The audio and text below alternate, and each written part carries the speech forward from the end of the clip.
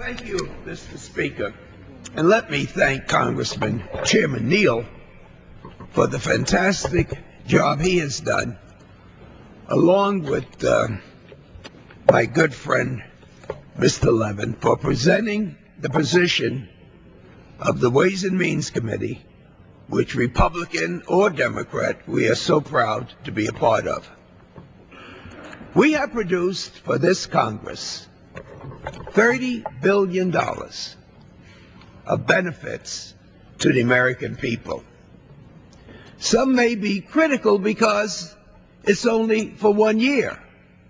But I think we have made it abundantly clear, because we are on the brink of reform of the entire system, as Mr. Levin said, we got to study this to evaluate how we can better serve our teachers, our state and local governments, in order to make certain that the things that everybody here is in support of can be made permanent, so that they can plan and understand exactly where this Congress is coming from for the people of the United States.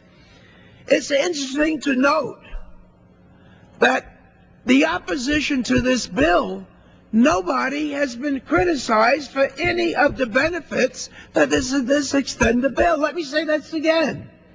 This is a very, very unique thing that would happen in this halls of Congress.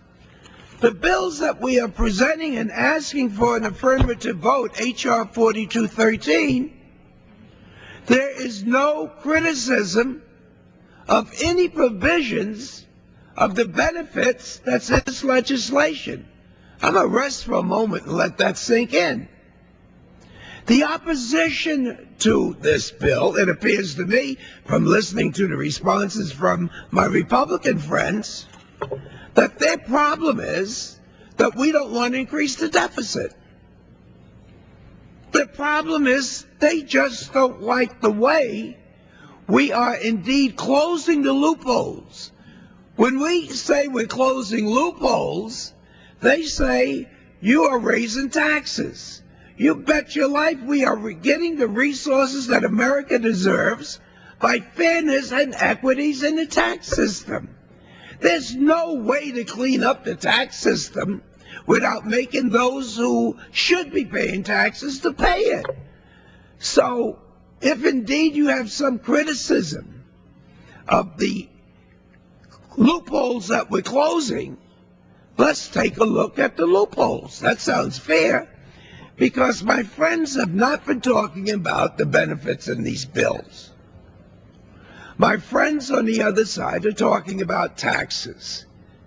If you want to make this a case of forgetting all of these good people that deserve and relied on the extension, and make this a tax reform argument, which I really think should be at another time and another place, I really think that tax reform really deserves the study, the research, the debate, so at the end of the day, we don't have a Democratic tax bill.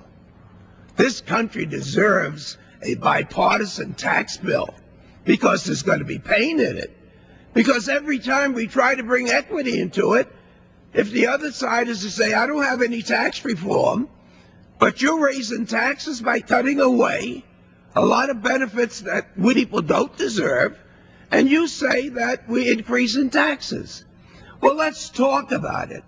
A part of this good bill is being funded so that we don't have a deficit by making certain that during this time of war, American taxpayers don't avoid their fair share of taxes, and they get together in an unpatriotic way and pick foreign countries to determine how they can avoid American taxes, and pick foreign countries to invest in, and put foreign countries that really are not concerned with our need for jobs and equity, but they're concerned with greed for their stockholders and corporations.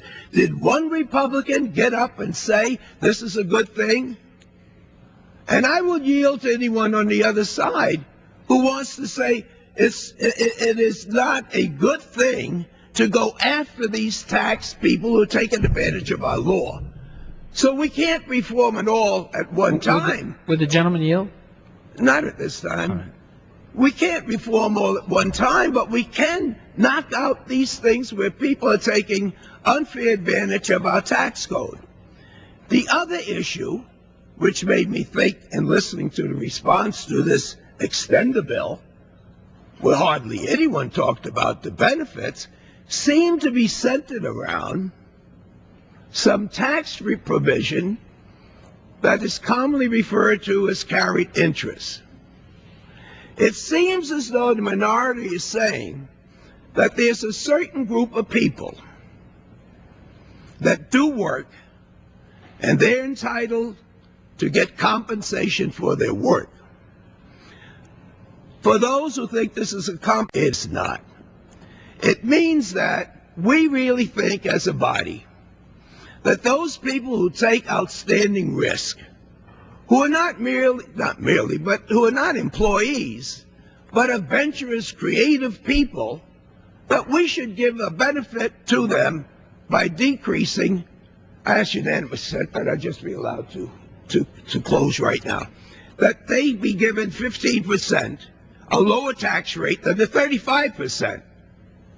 And we are saying that those people who put capital in, work in order to develop jobs or whatever they want to develop, if their money is in, they should get a 15% tax cut because they took risk.